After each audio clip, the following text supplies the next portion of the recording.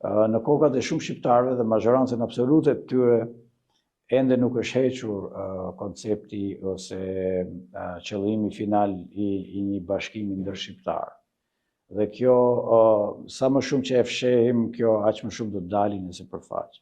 Unë mendoj që ne duhet t'i adresojmë sfidat tona duke marrë në konsiderat edhe kompromiset që kemi bërë. Për shembull, ne kemi bërë një kompromis me historinë, duke pranuar shtetin e Kosovës si një shtet i ri, si shtet fëqinj.